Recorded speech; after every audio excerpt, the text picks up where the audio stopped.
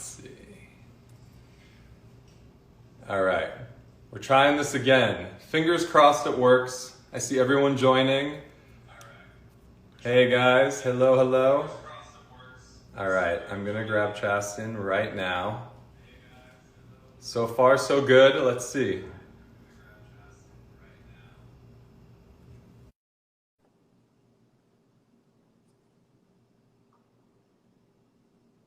Waiting, waiting, waiting. Oh my gosh. It worked! Don't hold your breath.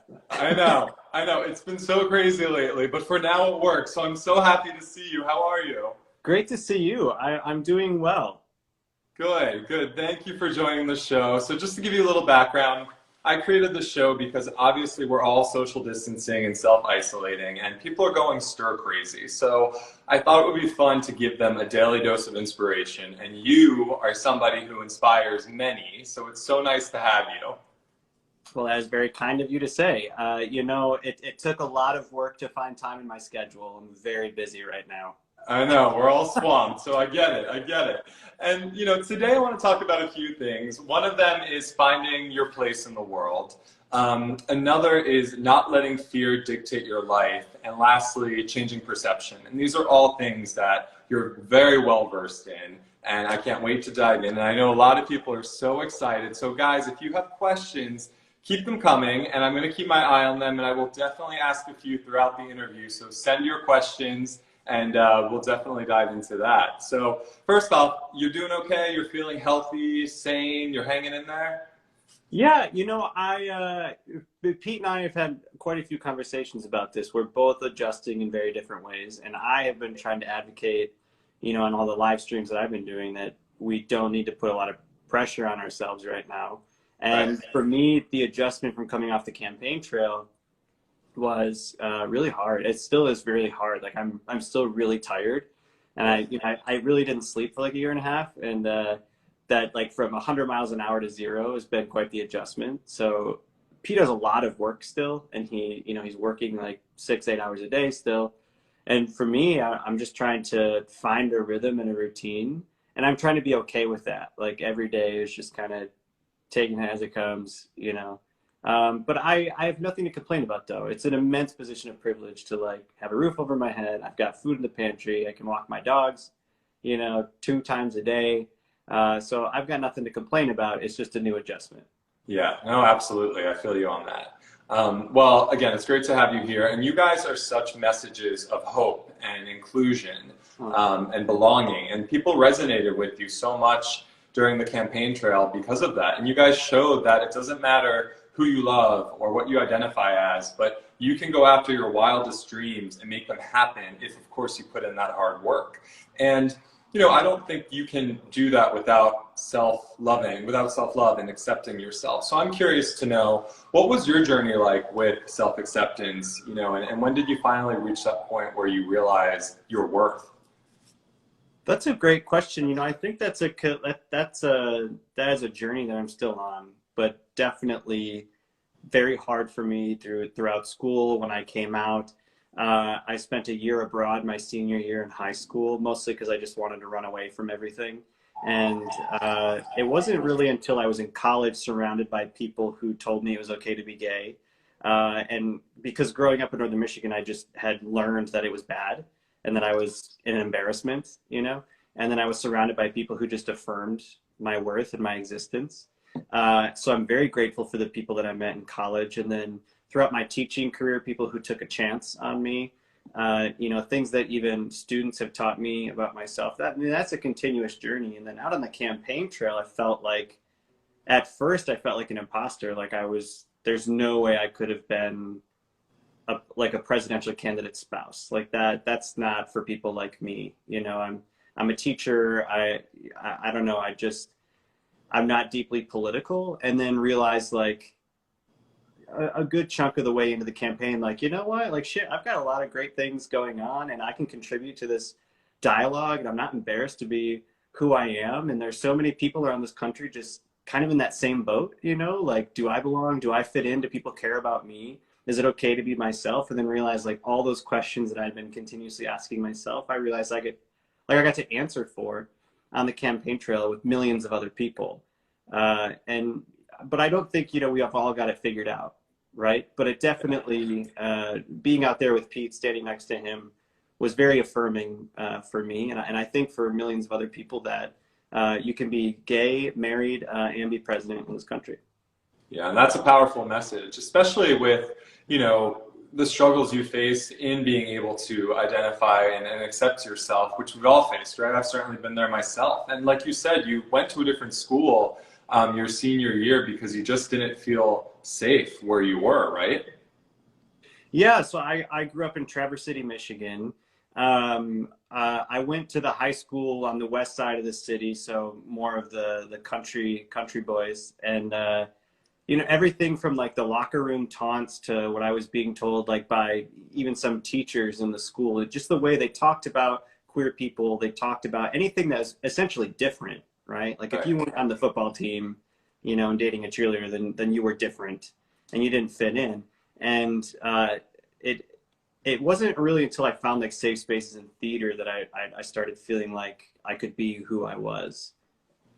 Yeah, that's super important. And there's a lot of people here saying they're currently dealing with bullies themselves. So being somebody who has made it through and to the other side and has dealt with that, what advice can you give about it getting better? I give a lot of credit to my high school theater teacher. I talk about her all the time because that was the first time I like really found a space and started feeling comfortable with myself. And then it was friends in college. It was friends who, put their hand on my shoulder and looked me in the eye and said, I love you just the way you are, and you're perfect, and you don't have to change. There's nothing to be embarrassed about, and you are never a burden on me. And when it got really hard, especially right after I came out, I ran away from home because I was so certain that I would be a disappointment to my parents and that I'd lose everything. I didn't even wait to find out. I just ran. And it was, people in my life who kind of helped me keep it together and who affirmed my existence and my worth, that I didn't have to be anybody. I didn't have to change myself. There was no pill I should take and there's no priest I need to see, that, I'm fine and I am normal just the way I am. And I give so much credit to those people. And I think that is a testament to what we can do for other people. Especially when people share something vulnerable with us, to tell them you are never a burden on me, and I always have time for you, and I have space for you, and I love you just the way you are. And that time when you ran away from home, I mean, you didn't have a home, right? You were bouncing between friends' couches, you slept in your car. What was that period like? Yeah, from everything society had told me, like if I told my parents I was gay, I would surely I would disappoint them. I did lose friends. I felt like I couldn't go back to youth group or go to church. And I didn't want to embarrass my family because my family, who are absolutely wonderful now. My parents are remarkable allies. They were out on the campaign trail with us. They walked us down the aisle. They're great. But at the time, I just was so terrified of embarrassing them that we were good, God-fearing, Republicans, right? Yeah. And there was no way we could, have a gay kid.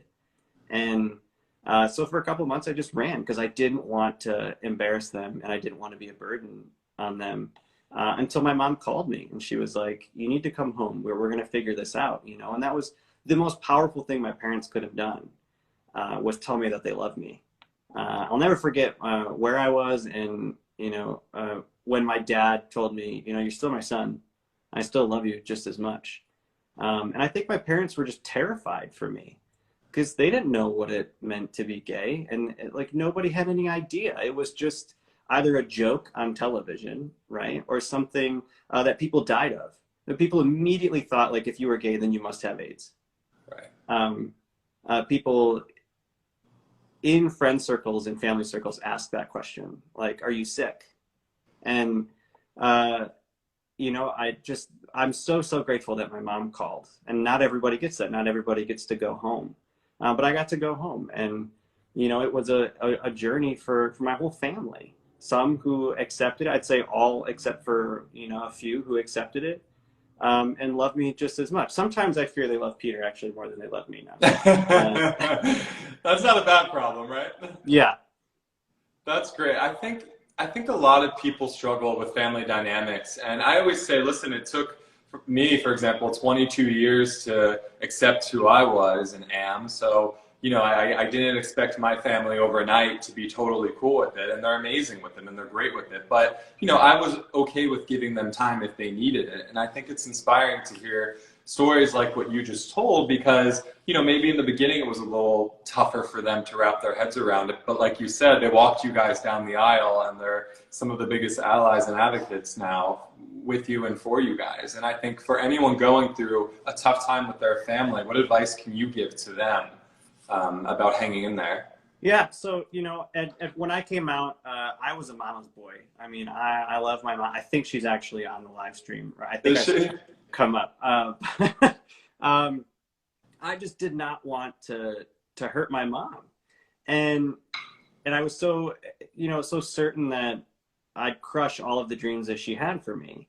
To like her calling me home, to us working it out, and then to like last year, my mom marched with me in Traverse City's first Pride Parade, and my mom had like I think it was like a Proud Mom or Free Mom Hugs shirt on. And I had like my mom call me up and be like, "Did you hear this shit on the news about like something happening, you know, in Utah or whatever?" I mean, she's a staunch ally now. You have to believe in people, you know. But I had to learn to give my parents space too, because for 18 years they had an idea of what life was going to look like for me, and then I changed that, not because I wanted to, but because that was my reality. But it also altered theirs, and I had to give them time to process that and to come around, and never making excuses for parents who, you know, turn their kids away and who are neglectful and abusive to their kids. But parents like mine who just needed to figure it out. What does that mean? How can I be helpful? How can I be an ally? People can change, but also some people won't change. They Right. never did, and they never will. And I have given up expecting them to change, because I got to move on with my life. I've got a loving husband, a loving family, and that's energy wasted. You know, after 20 years of trying to figure out who I am, like you can't waste that time anymore. And that's why you also have chosen family. Right. And when I came out, I was surrounded by chosen family. And then, you know, the older I got, you know, I had like a older gay couple take me under their wing when I came out, who in Traverse City would like host Thanksgiving and Christmas dinners for everybody who didn't have a family to go to. And we can choose our family as well. Absolutely. You, at the end of the day, you want to be surrounded by people who love you for who you are, and if that's not by blood, that's okay. You just want to be around great people. Yeah, exactly. I love that. Switching gears for a second to your life pre-campaign trail when you were teaching, which is obviously such, all hats off to teachers in the world. You were doing drama and also humanities, right? Yeah, most recently, 7th and 8th grade. And what was that? Was that something you always wanted to do? What was your teaching chapter like? Yeah, so I went into theater, loved theater, started teaching right out of undergrad, and then the more I spent time teaching theater, the more I realized I liked being in the classroom, because I don't know, humble brag, kids loved being in my class, and especially when I was teaching in Milwaukee. I mean, these kids would like come running to my classes, and they just loved being in there, and I loved being that person that they would open up to. That they felt safe around, and it was a source of stability for them. And so I went to grad school in Chicago. I went to DePaul. I got my master's in education, and then right about the same time I met Pete. So I started substitute teaching in Chicago public schools and in South Bend public schools, and kind of bouncing around when we were dating, and ultimately moved over here to South Bend, where I took a full-time job teaching middle school. Very, very cool. And a lot of people, we're going to talk about campaign trail and love coming up, but let me get to a few questions that people are asking. Right, one of them being, how did you and Mr. Mayor Pete meet? We met on Hinge. Cool. Who made the first move? I think I did. You know, in the summer when I wasn't substitute teaching, I was working for the exchange program that I actually went on at Chicago O'Hare. So I would just I'd meet like 100 Germans, like teenagers, and I would shuffle them through Chicago O'Hare and make sure they got onto the planes to the host families they were going. There's a lot of downtime, so I just like sit there and go through my Hinge profile, and we connected, and I actually showed Pete one time like where I was when we were chatting, because I remember specifically the night we started chatting, I was sitting at this gate for a really long time. And then fast forward a couple of years, and that's where he proposed to me. Very, very nice. I met my husband on Instagram. No joke. Yep. I mean, I slid into the DM, but he gave me his phone number, and 4 years later, we're married. Boom. Yeah. So don't underestimate the power of these apps, you guys. Yeah. I love that. And another question, you guys are both very busy, obviously coming off the campaign trail. You had little to no time. How did you make time for one another when you're constantly surrounded by people? Right now? You mean making time for one another right now? Not right now, when you were on the trail. Oh, when we were on the trail, I'm going to say we've got more than enough time. It's like a sick joke. We said we wanted to spend more time together. Yeah.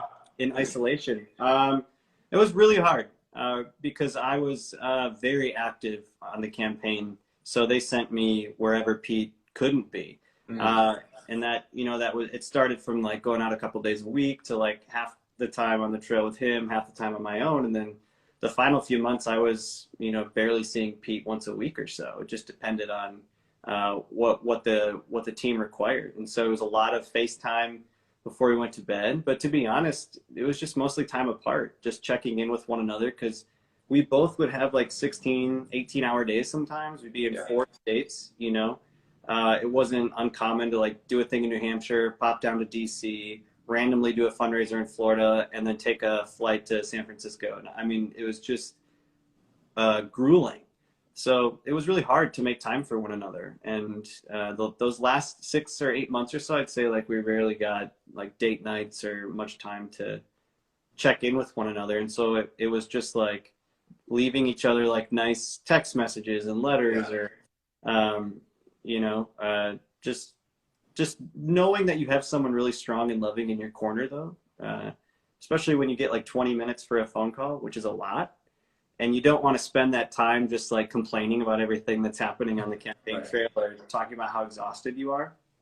And Peter was really good about like sending poems or interesting news stories or funny dog videos, Yeah.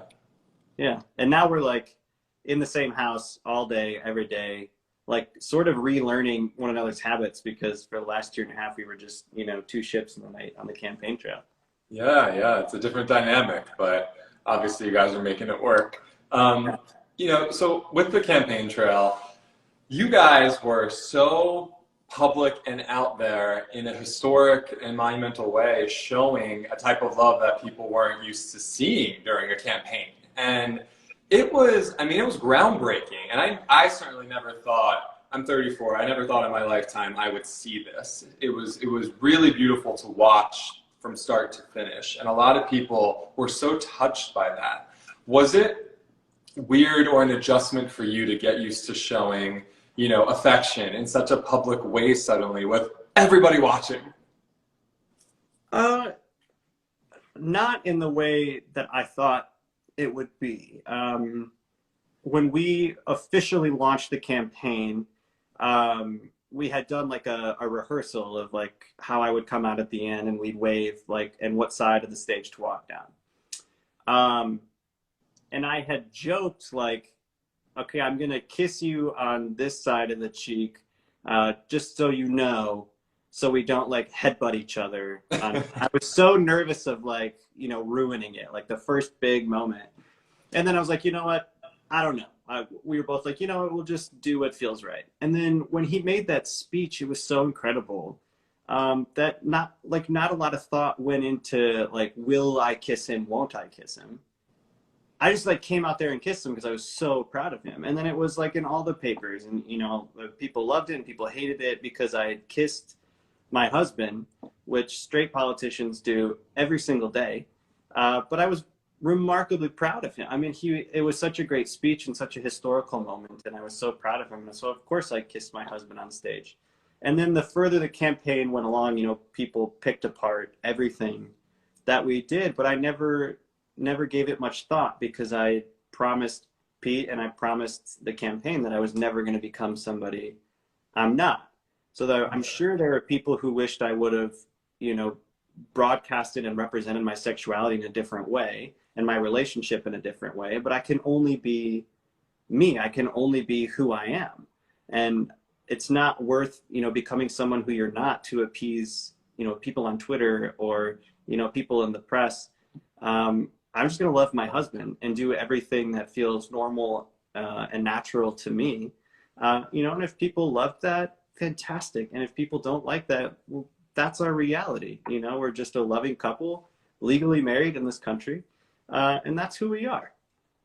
And it takes a strong person to have that mentality, to not let that outside noise start interfering with you and messing with who you are as a person. So how were you able to stay so focused and strong in terms of being who you are? Because that's inspirational. A lot of people struggle with being their true selves. And to do that on a platform the way you did it with constant noise around you is really inspiring. Well, thank you. I had a wonderful team of people around me. My friends kept me true to myself. I had a wonderful body woman, Emily, who was such a phenomenal resource. I mean, sometimes when it got really tough, you know, we would remind ourselves, like, this is why we're here. This is why we're doing what we're doing. You know, this is who I am. This is what I stand for. And, you know, don't let anything else, don't let any of the noise permeate that. I mean, not to say that it was always easy. Sometimes it was really, really hard. But at the end of the day, I always told myself, you know, if this goes well, then I want to make sure that if I do become the first gentleman of the United States, that I did it being myself. And if it doesn't go the way we want it to, I want to go home knowing that, well, at least I was myself. And I never want to have either won or lost having been playing this version of Chasten that was fit for other people. And I always tried to, you know, stay in that headspace and give myself that little pep talk too before I would like go and, you know, stump for Pete, you know, a room full of hundreds of people. Like, all I know is what I know. I'm not a remarkably like intelligent political talent. I don't know everything about running for president, but I know who I am. I know what I believe. I know what I stand for, and I know what I want to see happen in this country. So I'm just going to talk about that. And what was your reaction when your husband said, "Hey, honey, I want to run for president"?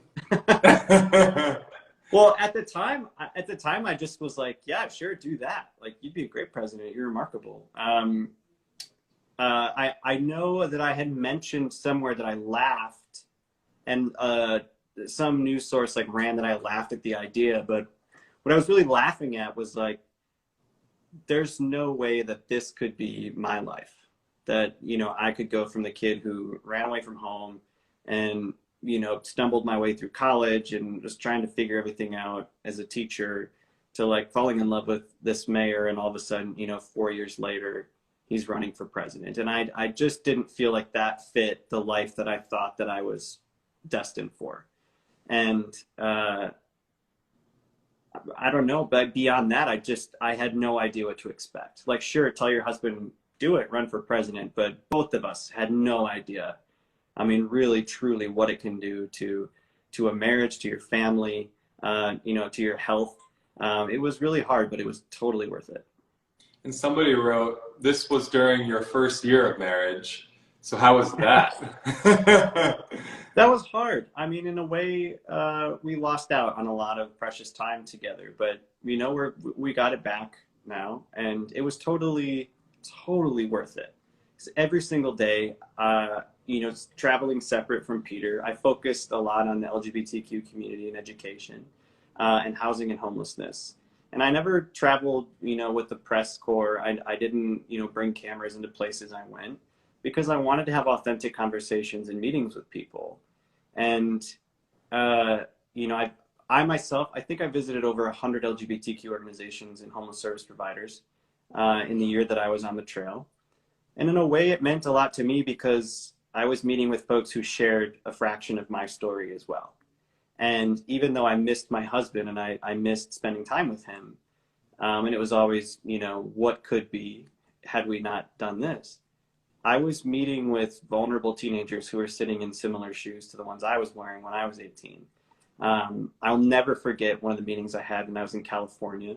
Went to an organization that provides housing for runaway teens. Sat in the living room with a young Black trans woman and just asked her to tell me everything. You know, I don't know what it's like to be a young Black trans woman in this country. And I want to have that knowledge. I want to do the most good for the most people. And I wanted to make sure our campaign got it right. So that when we got to the White House, many people would know that they had a true ally there. And so I missed Pete. I missed all of those things, but then I was in those living rooms. I was in those centers. I was meeting with people who, you know, filled my spirit every day and reminded me of what was at stake and what was so important and what was so raw and emotional in America.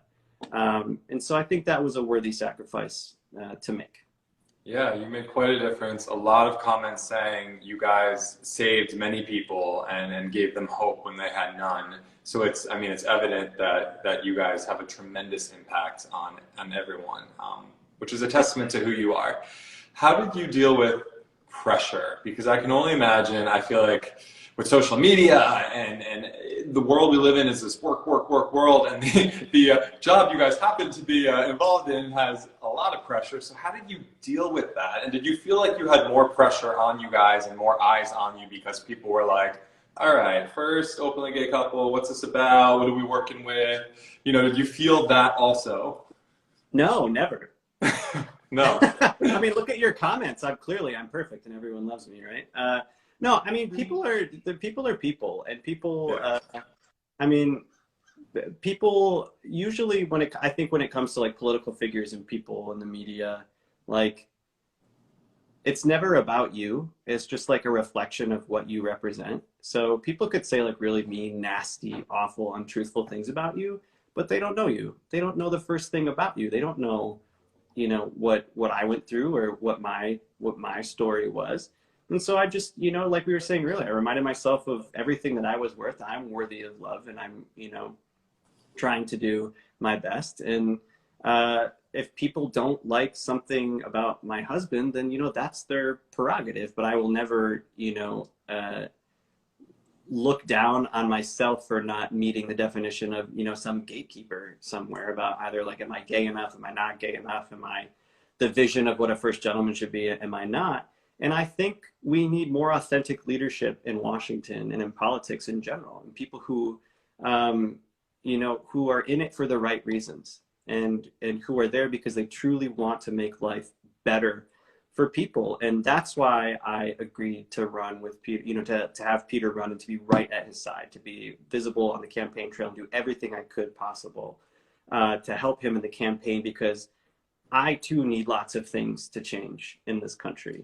And I met with thousands of queer teenagers across the country who need things to change. And I met people experiencing housing insecurity and homelessness who needed things to change. And all of the pressure from the social media and you know, other talking heads could not amount to anything when it came to the experiences I had looking at someone face to face saying, I need this to change too. I mean, my mom has been battling cancer for the last 12 years or so. And of course, I want to see our healthcare industry changed. I have a different idea of getting there than some other people, but it's not to say that I don't understand what it means to go through those things as well, and to have my family go through those things as well. You know, I know what it's like to run away as a teenager, and I want every kid in this country to look up to Washington and know that the people occupy that office because they care about you and they love you and they want to see life get better for you.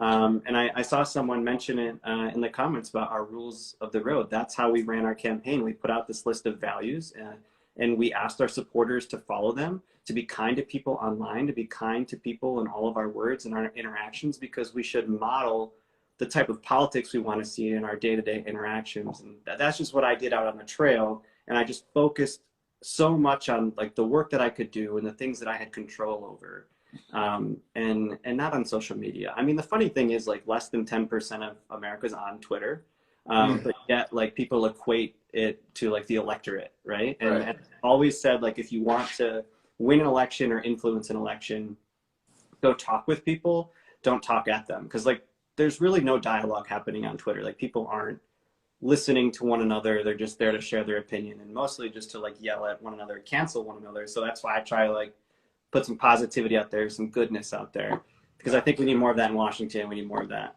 on social media. Well, that authenticity shows, and I think you're absolutely right. To have that just shows you come from a place of such truth, and it really resonates well with everybody because we all want that, right? We want that clarity, we want that truth, we want somebody who knows what they're talking about because they've been through certain things. Yeah. So that's great. Also, what's something or a story of a moving experience you had on the trail that you will never ever forget about? It could have been a story someone told you or how you changed somebody's life, anything. Yeah, it was always those moments when somebody opened up to you and told you what the campaign meant to them. And you know, we were talking a little bit earlier about you know, how you deal with the pressure and the negativity and trying to be yourself. And I very early on at one of Pete's first rallies in Iowa, this woman sort of like barreled through the audience and came right up to the stanchion as we were walking around shaking hands. And she grabbed me by the shoulders and she just looked right into my eyes and just like tears streaming down her face. And she was like, I need you to know that my daughter told me she was going to take her own life, that she thought it was not worth sticking around. And but then she saw you two, and she saw you. I think that was when the Time magazine cover came out. And I had not really, you know, sort of like come to terms with what that could have meant, like how much that visibility meant to other people, especially strangers that you don't hear from and don't talk to. And then to have someone look you, you know, right in the eye and say, like, you saved my kid's life just by being visible, just by being yourself. I had never really thought that I had the power to do that just by existing. And it meant the world to me. And I thought of that mother every day on the trail. And then, you know, it started to become like every single day someone would open up to you. They'd come out to you. They'd whisper in your ear, like, I don't know how to come out to my family, or I'm afraid what's going to happen when I come out to my family. Like every single day, and especially when I was visiting these LGBTQ centers. I mean, the stories you hear around the country of especially what queer life looks like in the middle of the country. I mean, it is not like buttoned up and polished like it is, you know, in New York or in San Francisco. I mean, the kids who are running away from home barefoot in Tulsa, Oklahoma, because their parents kicked them out of the house and they have no idea where to go. And now they're sleeping out on the sidewalk in front of the LGBTQ center. And you're looking that kid in the eye, you're looking his parents in the eye, and they're telling you, you know, it has to get better because this is what's at stake for me. And that was the fuel every single day, that someone was looking you in the eye and saying, you know, thanks for just existing. And that's enough. You know, it will never be enough for some people, but that was definitely enough for me. And I imagine that Time magazine cover for you was surreal, not because you were on the cover of a magazine, but because of what that image was, right? Yeah, I did not know that we were going to be on the cover. They came to South Bend. The interview was primarily with Pete. I came home from doing something, and they're like, "Oh, hey, can we snap a picture?" And so I just like threw a clean shirt on. I mean, had they told me I'd be on the cover of Time, I would have put some thought in my outfit. But you know, it's like, "Oh yeah, sure, I'll just do a photo." And then when it came out, it was on the cover, and that meant a lot to me too, because I was so certain when I was younger that love and acceptance and accomplishment was never in the cards for me, that it would never find its way to me. And I don't know, to find someone as special as Pete and just to find love like that, and then to be on the cover of Time magazine, that's crazy. It was really affirming, and especially along the way when we would meet other gay couples, and sometimes we would meet these older gay couples like in their 70s, and they would have a copy of the Time magazine, you know, and they just wanted to show it to us. Like, I never thought I would see this, and that was really special for me. Did you leave the campaign full of hope after what you've experienced and saw when you were on the road? I left the campaign tired and hungry. Yeah, I mean, if you only allow Twitter to define your worldview, you're missing out. Mm-hmm. Because I met the most beautiful, inspiring people around this country who are just committed to doing the work, showing up every day for their students, showing up every day for these kids in LGBTQ centers, and these folks who are opening up their homes, to kids who are running away from home, or just the people who are doing remarkable work at arts organizations who are scraping by, every penny just to provide those affirming, life-saving spaces for kids.